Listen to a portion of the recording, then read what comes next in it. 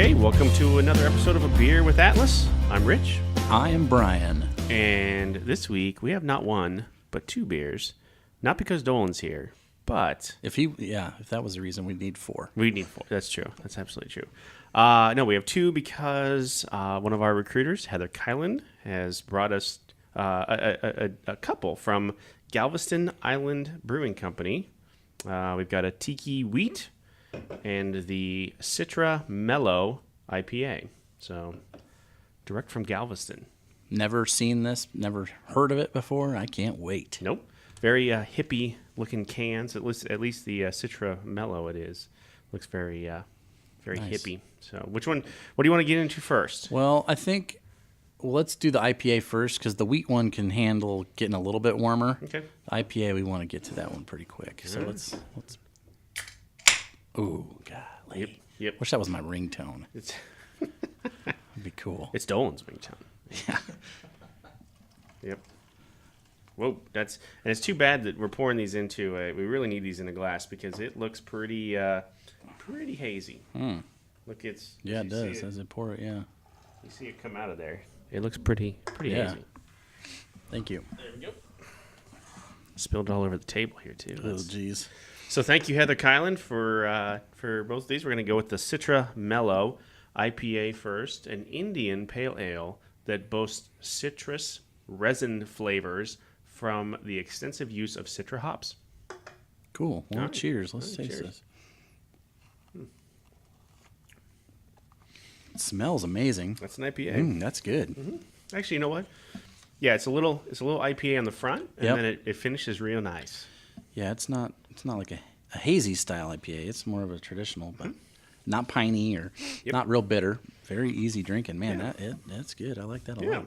Yeah, that's not too bad. All right, so hit me with some knowledge here because we've done both of these styles already. Yeah. And you said you've got a little bit different this week. Yeah, so. I tried a different route. Try to keep people interested in what we're talking about. So this one, I decided to reach just the Citra hop itself, since that was kind of the name, and that's the main one in this brew. Good. The first time that it was around or was developed was in 1990 by these two fellas, Gene Probasco and John Haas.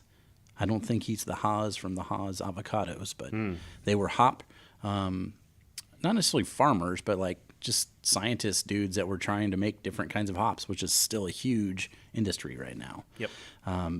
Maybe people don't know this, but when they develop a new hop, it's usually a year or two before they even name it. So most of the time they come out with like an anagram and a number so they can keep them all straight. Okay.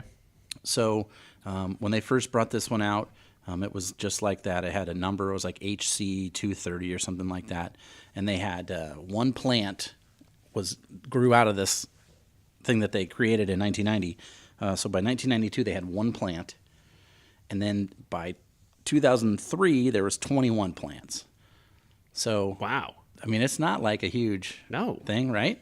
So this is something else that I learned today. And I didn't know that this was something that was possible, but it kind of makes sense. Breweries are able to basically buy or license the hops, right? Okay. So they have people that go and try these hops and smell them and taste them, and they figure out if that's something that they want to invest in or not, and then they will invest that money into that strain. We'll call it a strain. Sure. And then they own the rights to that hop. And then they can develop it further, they can cultivate it more, they can do whatever they want to do, they can use it. So they have licensing rights for that specific one. Okay. So 3 different breweries owned a Citra hop up until about 2008. And then I don't know if the licensing went out or it was actually finally used.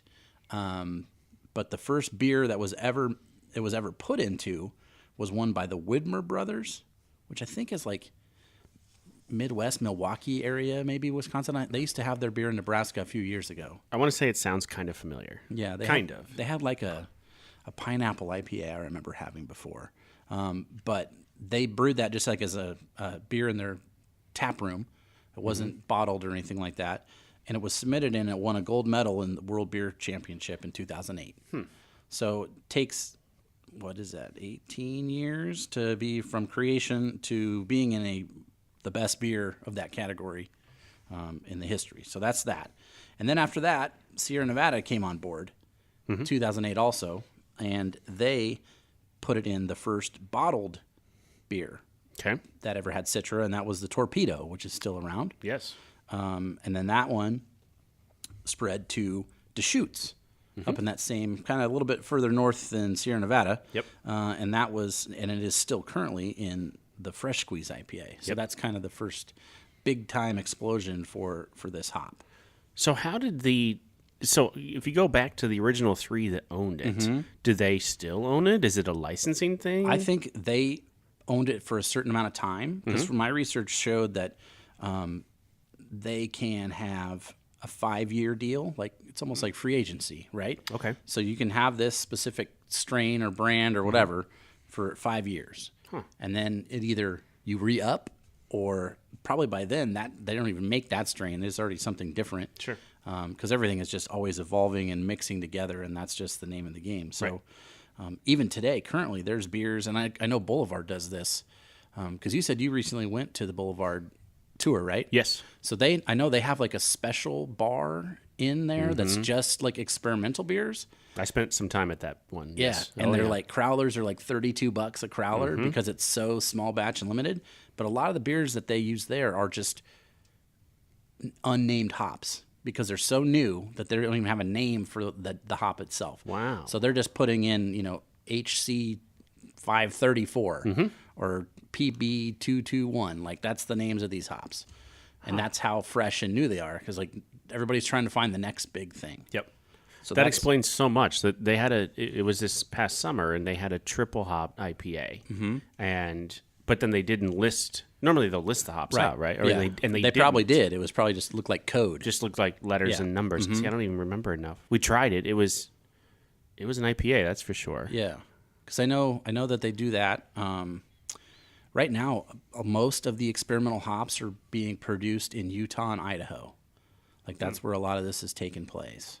Utah and Idaho. And it's just different due to like where the mountain range is, and the basically the climate, the environment gives these hops different characteristics and flavors, and that's right now in America the hot area for hops. So I would assume that it's like growing grapes for wine, right? Yeah. Certain areas, California, are better than other areas. For sure. Okay, interesting. And there's, different hops do better in different environments. Like, there's hops that are grown in Nebraska. They're not shipping them all the way to Washington to make IPA, but Sure. If you want to be that person that brews a beer that's all ingredients from here, which is like Boiler has done that before, Right. Then you can definitely get hops from Nebraska. This strain of hop is very susceptible to aphids. Okay. The bug, like that's their main problem, and they're pretty resistant to what they call like hop. What's the term? Basically, there's like a hop frost or a hop, like a fungus, like that can get on some of these, and Like a rot, yeah. maybe. Okay. So they're kind of resilient for that, and that's one of the reasons that they use this. And then the last thing I found for us is a couple other beers that are in this general area of the Midwest that are specifically only Citra hops. Okay. Sudasu Yes. and Zombie Dust. No, and I've heard of that. I don't think I've ever So that's tried from it. Three Floyds in Indiana, and that's a cool brewery to go to. If you know anything about Mr. Steve Seitner, he loses his mind over Three Floyds. It's it's a good reason to.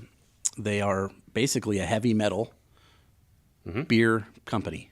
Yep. So their labels are all skulls and rotting flesh and like Man of War album covers, if you know that band, axes, and it's gruesome and awesome. And it's very busy there.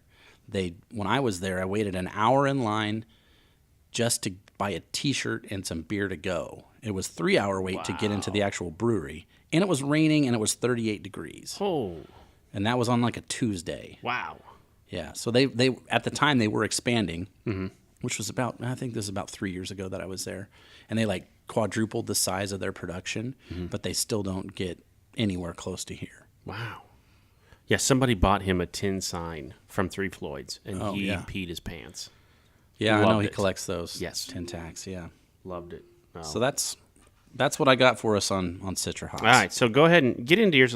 Here's my take on it so far. This is probably one of the most easy drinking IPAs I've ever had. Once you get into it, Yeah. it's very hop forward in the beginning. So super like kind of piney, that woody kind of hop flavor, but then it finishes super nice. So, and a couple years ago, I would not have liked it one bit. I wouldn't liked how it started. But if you're one of those people that are just trying to get into an IPA, this isn't bad. This is a decent representation of a lighter IPA. It's got in the middle, it's got like almost a fruity flavor. Yeah. Like I would say, and this is probably because I'm staring right at it, but it's almost like a melon flavor to me. Yeah. What's that green melon? The Honeydew. Thanks, Dolan. there you go, Dolan. Wow. Yeah, I'm impressed. he surprises us sometimes. Seen one of those on the internet or what?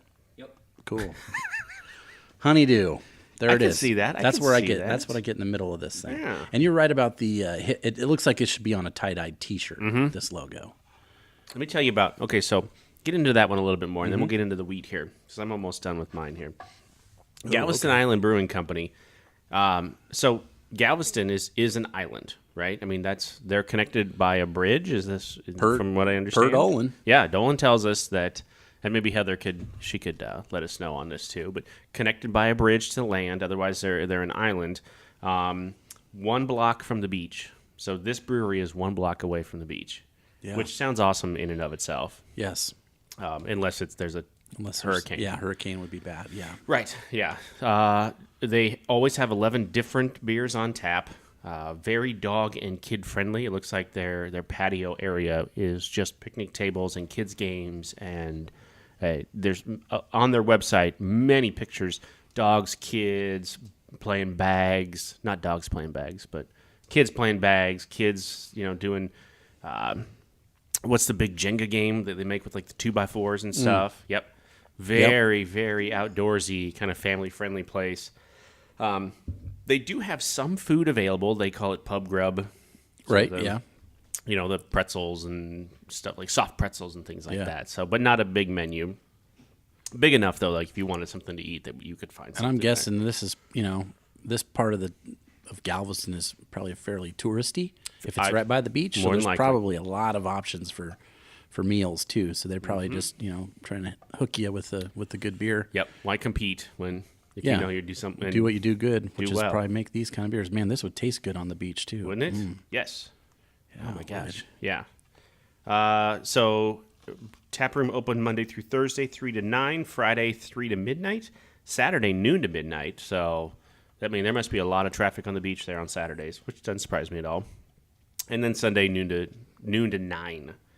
I love the story, and as I read about where they came from, I couldn't find when they started, but the guy who started this was a 30-year home brewer by the name of Mark Deloso.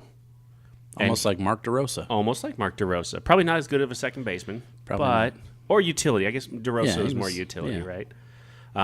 For you Cubs fans out there. But his regular job while he was homebrewing for 30 years was he was a tugboat captain. They got to be around the island, then, right? It all ties what a together. cool job, huh? Tugboat captain. He's known as Captain Bill. Like Cool. that's his thing. Everyone knows him. There's Captain Bill. He'll always be a tugboat captain, but he makes he turned his dream of being a brewer into a reality. That's tugging at my heartstrings, I know. Rich. Nice job. I love these stories as we get into these and you learn about who started this business and why they started it and stuff. Homebrewing for 30 years. You know how many times people told him, "This is really good. You should do this." Yep. Finally, he listened. I got to go to work. Maybe it was was it a retirement thing? Maybe just to keep him busy, or he still does both. Who knows? He just loves it. It says former tugboat captain. Yeah. Maybe he's full time, brewmaster. Mm-hmm. Man, I can't wait for this other one I got on deck. I'd like to get some of this up here. Like, Get some distribution. This would be amazing in summertime. So for an IPA, it's 6.4 ABV. Yeah, not bad. And then, but it's only 38 IBUs, so it's That's low. Not very bitter for an IPA at all. Yeah, for sure. That's really low. Mm-hmm. I mean, usually when they're put in the brew, you're probably talking 80 IBUs. Wow. So this is probably all done after that. It's probably dry hopped at the end. And most of your hop is going to the flavor and the aroma. So when you smell it, Yep. that's where most of that IBU's probably coming from. It's all in the front. It's all at the beginning. What's it say on their side? It says drink local. Drink responsible, drink local. Yeah, it's a good idea. Then brewed on island on the very bottom here. And then Galveston Brewing Company, huge logo on the side there. So, Cool. yeah. Well, thanks for this one. Yeah. That was good. Heather, I'm always cautious with IPAs because you never know. You know what? And then a year from now, that won't even be in your mind. I know. You won't even be scared. You'll just be like, I can't wait. You know what? You know who ruined it for me? Odell. Really? And I love Odell beers. Yeah. Out of Colorado. But I had, I can't remember which one it is. It was a double. The double standard? I don't remember. Was it the black IPA or was it the other one? No. Mercenary, I bet you it was. Yeah, I bet it was Mercenary. That tastes like straight pine cones. It's got a lot of IBUs. It's got like 120 IBUs, I think. Couldn't finish it. I couldn't. And I just It's also really strong, too. It's I've like met my 10 or match 11. here. That was Right, it. Uncle on that one. Yeah. Thanks, Odell. I love the rest of your beers, though. Yeah. Well, you just know what not to get after that one. That's okay. Exactly. Yeah. All right. So the second one, I'm surprised Dolan hasn't gotten into this one yet. We haven't heard him open it yet. Nope. It's too far away. Yeah, it is too far away from him. Tiki Wheat. It's a wheat beer, 5.8% ABV, 16 IBUs. Yeah, that's low. Here we go. Nice. The IPA doesn't have this on here, but it says pairs well with hammocks, pools, beer goggles, and beaches. Dolan, you know what beer goggles are? Yeah.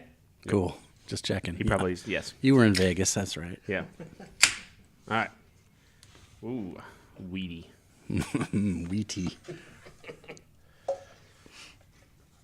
So I've learned that wheat beers make me feel very bloated sometimes. Yeah, that's a lot of grain in there. Is that? Yeah.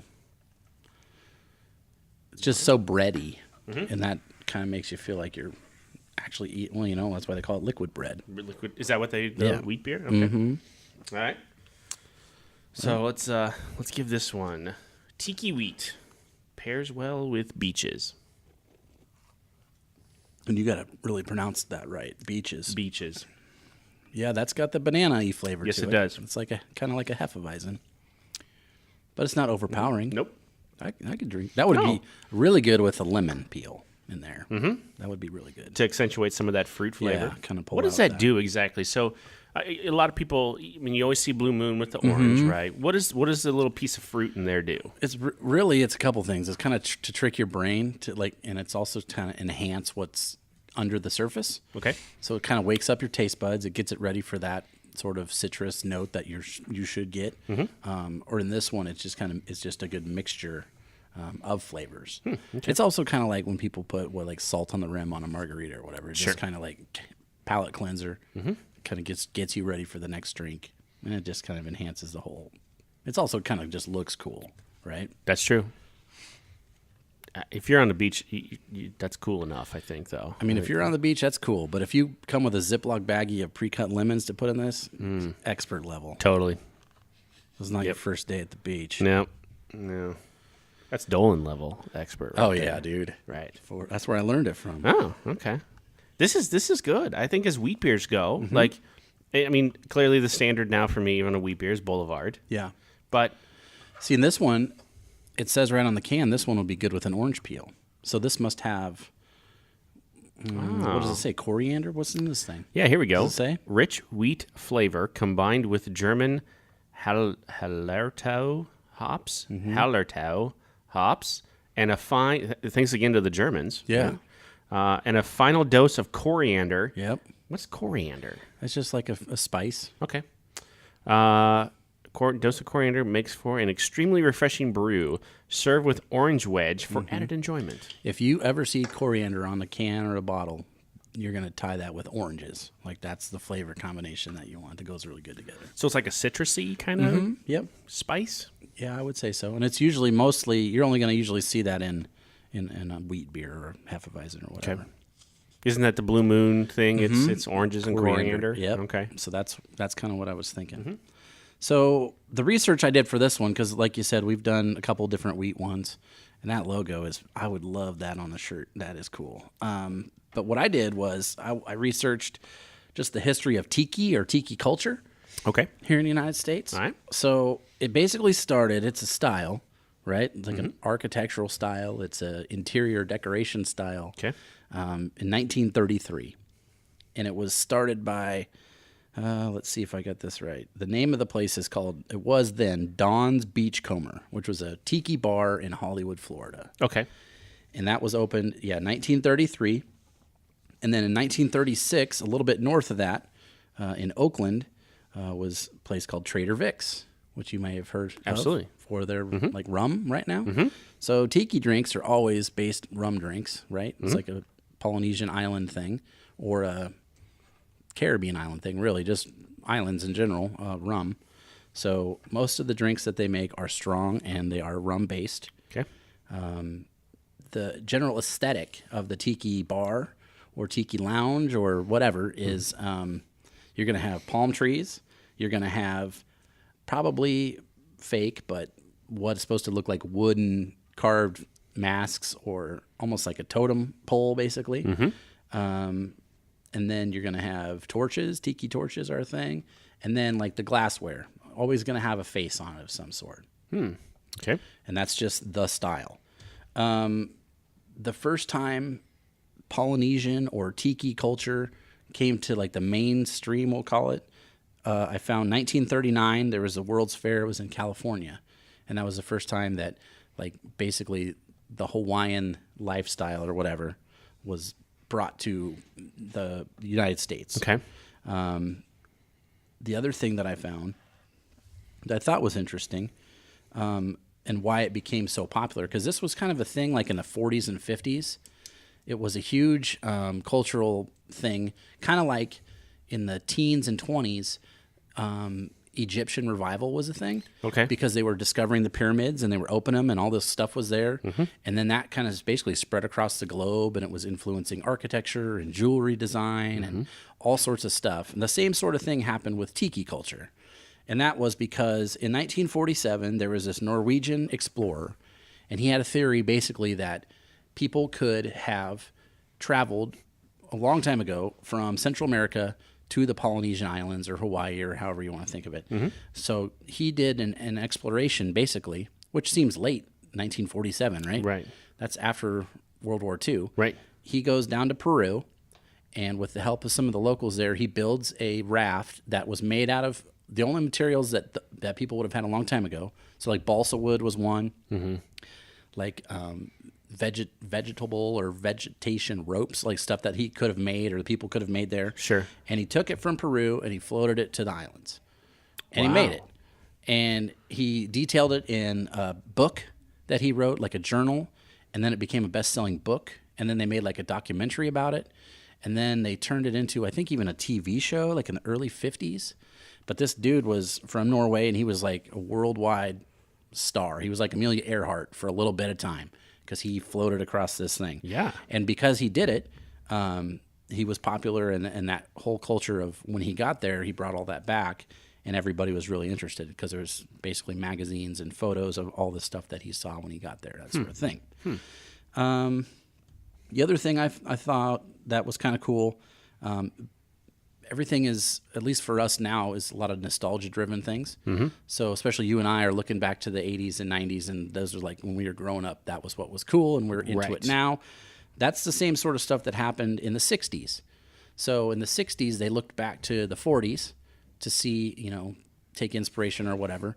And that's when this sort of stuff was happening. So one of the biggest shows of all time in the 60s was Gilligan's Island. Right. Which is like, if you think about a tiki sort of vibe, that's exactly what it is. Absolutely. And then the early 70s, Dolan, I don't know if you're going to know about this one, but Rich is going to know. Probably the quintessential episode of the Brady Bunch is the one where they go to Hawaii. Yes. They find the tiki idol.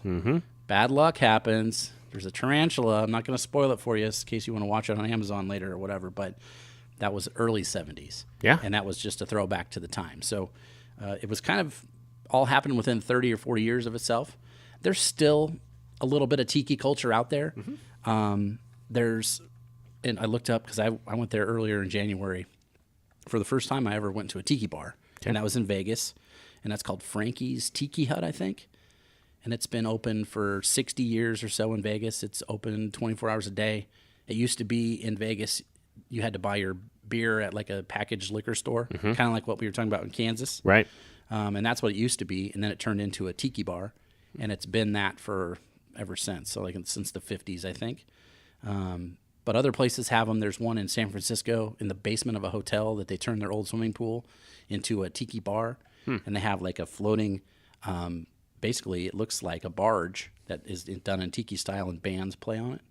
And it's dark, and they have like fire all around. Really? Yeah, it looks really cool. I saw Anthony Bourdain did it one time on one of his shows. I always wanted to check that place out. But there is, I don't even know if there's anything really in Omaha that's tiki related. No. Trader Vic's is still around. The other place I mentioned earlier isn't, but Trader Vic's was like a chain, and they're still around, like as far as bar and restaurant sort of thing. Yep.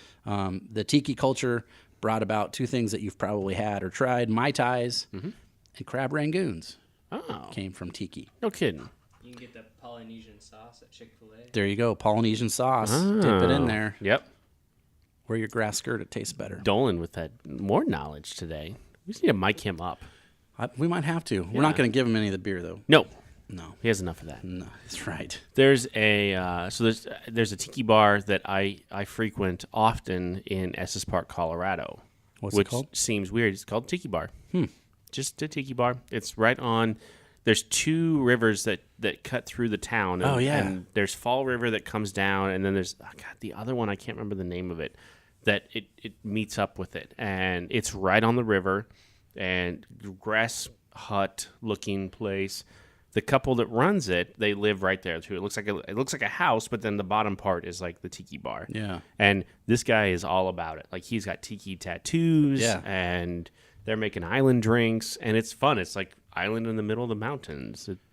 I like it. Is it by that pizza place? It's right behind, so kind of by the post office. Yeah. If you know where the post office Yep. is, it's right there. Now, Cool. sadly, I don't know if this is I don't know where this is at, but and this is a huge point of contention in Estes Park, their local politics. They're doing this thing called the Loop. The Loop is going to so there's only one way into Rocky Mountain National Park, and then one way out. Where there's two ways in and out right now, and I think the Tiki Bar is eminent domain. Oh. And isn't going to last long. So I don't know where that's at. Yeah. I'm not sure. Hopefully he can move it or do something. I hope if so. that's his passion, hopefully he can keep it doing. Yep. Tiki is cool, and it's like a subculture still right now. And there's people that collect vintage tiki mugs and cups, and like some of them are worth hundreds and hundreds of dollars. Wow. Like you get, legit. because there's like artists that have made some of these things, and they still make them today. You can get. I was looking online. There's places you can buy them pretty cheap. You can get them expensive. I follow a guy on Instagram I think his handle's like Tiki Cheapy or Chippy maybe Chippee, something like that. And all he posts are his collection of vintage tiki mugs and shirts and stuff like that. Really cool. It's kind of it's like a subculture that I could get into. Yep. And because I look good in a Hawaiian shirt, Dolan. I don't know if you knew that, but I do. My wife would not agree with that, but she's not here. So Sure. that's what I know. That's what I learned. And that's what I know about Tiki. I learned way more about Tiki now so now I've got something to talk to him about when I go back to Estes Park. There you go. They have weird hours though. Like he's definitely on island time. Like it's Yeah. Some days he's open, some days he's not. Some days Island time is a real thing. it's a real It thing. is a real thing. It's almost like Dolan time. It is like Dolan time. It's slightly more reliable than Dolan time though. That's true. Maybe so. I am Pacific Islander. That makes so much sense. All coming together. Huh. Samoan, you got some Samoan in you, maybe? Filipino. Filipino. Okay. All right. Yeah, I guess I think I knew that. So, all right. So Dolan's way more tiki culture than we are. He is Potentially. cultured. I knew that about him, though. He True. is so cultured. I think you're giving him too much credit now. Probably. You know what I'm actually getting? Do you have any of this left? Yep. As it warmed up, I'm almost getting like a floral note at the end. little Almost bit. like there's a flower that people have been putting in beer. Zipline has one. It's it's hibiscus. Oh, It's almost like that. A little bit. Yeah. There's Boulevard again does a really good hibiscus. It's yeah. I've been impressed with both of these beers. Right. Thank you. I would never ever go to a bar and just order a wheat beer. A wheat beer, That's right. not me, but Oh. If somebody put this in front of me, I would be so happy. There's 4 more of these back there. So Well, there were till Dylan found true. Heather, you're gonna need to send some more. out. Yeah, go back down to the island Yeah. on island time and pick up a couple. Yep. So Heather, thank you so much for sending these to us. Bringing these to us. She put these on her check bag last time she was here Nice. and brought them up to us. So anytime you want to bring us some more, we'll. They've got 11 different other beers on tap. That's there. right. Bring us some more. We need to try all of them, I think, now. Yeah. Mr. Mark Deloso makes a pretty good beer here. And he's got some cool, whoever's doing his logos and designs on those cans, doing a good job. Awesome. All right. Well, I didn't bring my list, so next week I can't tease next week's because I don't remember which one it is. It's okay. It'll be a surprise. It'll be a surprise. We got some fun ones coming up for November here, though. We do. There's a couple. There's a grapefruit one. I don't want to spoil too much Yeah. about because it's a brand that it's a style that we haven't done yet. Okay. That everyone mispronounces. Oh, boy. I was at Old Chicago last Friday and I ordered one of these and he called it a goose. Oh, I got you. And I'm like, You're well, like, nope. nope, that's not how it's pronounced. yeah. He's like, well, I call it goose, and then he walked away. So Like, you're not Maverick. Knock it off. exactly. Top Gun joke, guys. And then we got another stout that I chose, which is super I weird. think but we might even have a guest star on that one. oh yes, Yeah. awesome. Not Dolan. No, not Dolan. Okay. Not Dolan. All right, so we've got an awesome November lined up. Please subscribe either in iTunes or on SoundCloud as we share these out on Facebook and other social media platforms. Please subscribe and turn on the notifications. So every what day is this? What day are these? Wednesday? Yeah, Wednesday. Dolan? Wednesday. So every Wednesday. It's Alcohol Wednesday here at Atlas. It's we do the beer with Atlas, and then we also air the Wino Wednesday each day. So or each Wednesday. It's a good way to get through the week. Hump Just day. got to get to Wednesday. Right? We gotta get to Wednesday. Then it's downhill from there. All right. Perfect. We'll see you next week.